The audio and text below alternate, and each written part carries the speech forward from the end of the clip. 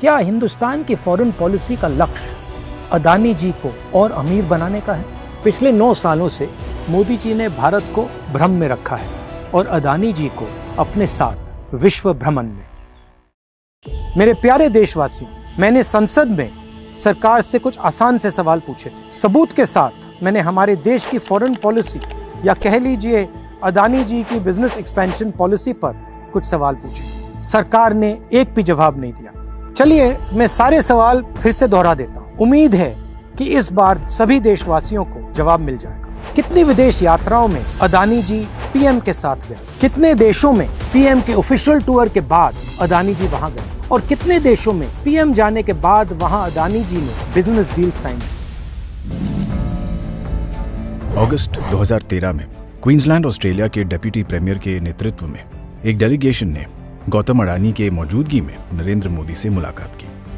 मई 2014 में अडानी को ऑस्ट्रेलिया में $15.5 बिलियन का कोल और रेल प्रोजेक्ट मिल गया।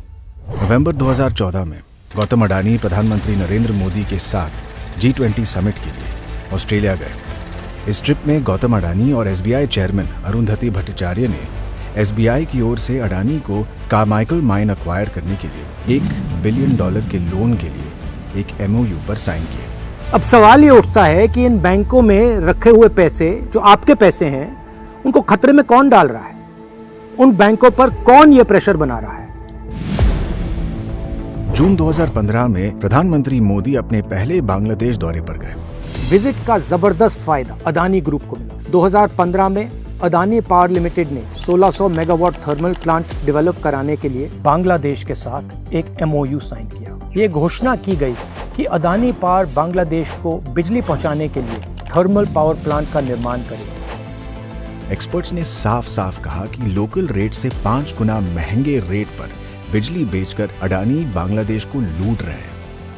क्या हिंदुस्तान की फॉरेन पॉलिसी का लक्ष्य अदानी जी को और अमीर बनाने का है?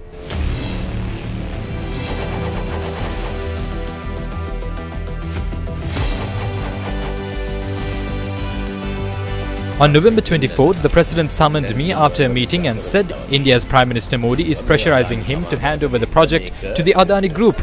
पब्लिक हियरिंग शुक्रवार को हुई। संसद में इलेक्ट्रिसिटी एक्ट 1989 में संशोधन पास करने के ठीक एक दिन बाद इस संशोधन के जरिए कॉम्पिटिटिव बिडिंग का नियम ही खत्म कर दिया गया। मुख्य विपक्ष का दावा है कि संशोधन सिर्फ इसीलिए किया गया ताकि अडानी की अवैध डील वैध घोषित हो जाए। और फिर वही हुआ जो हर बार होता है, श्रीलंका के इस ऑफिसर को इस्तीफा देना पड़ा। क्या ये बात सही है कि PMO ने अदानी ग्रुप के फायदे के लिए पड़ोसी देशों को कॉन्ट्रैक्ट देने के लिए मजबूर किया? मार्च 2016 में अडानी ने अनमैन्ड एयरक्राफ्ट सिस्टम्स की फील्ड में इजरायल की कंपनी एल्बिट आई-स्टार और एक भारतीय company alpha design technologies private limited के साथ स्टेटमेंट ऑफ इंटेंट करार किया।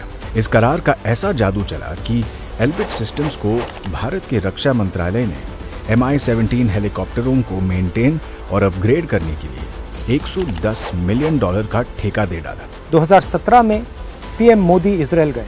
डिफेंस प्रोडक्ट्स में जॉइंट डेवलपमेंट एंड कोऑपरेशन की घोषणा की और इसके अगले ही साल अदानी ग्रुप को अल्फा डिजाइन टेक्नोलॉजी लिमिटेड में 26% हिस्सेदारी मिल गई। भारत में HAL और भारत डायनामिक्स जैसी कंपनियां कटिंग एज ड्रोन बनाती हैं, मगर इसके बावजूद अदानी ग्रुप को ही ड्रोन डेवलपमेंट और मैन्युफैक्चरिंग के लिए कॉन्ट्रैक्ट्स क्यों दिए गए?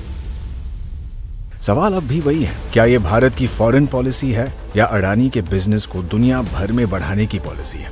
अब जापान हो या स्वीडन, मलेशिया हो या Iran, Mozambique, Oman, Myanmar, Vietnam, चाहे चाइना हो या फिर पाकिस्तान, देश कोई भी हो, रेस अगर डील पाने की है तो उसमें अडानी एंटरप्राइज की जीत पक्की है। पिछले 9 सालों से मोदी जी ने भारत को भ्रम में रखा है और अदानी जी को अपने साथ विश्व भ्रमण में।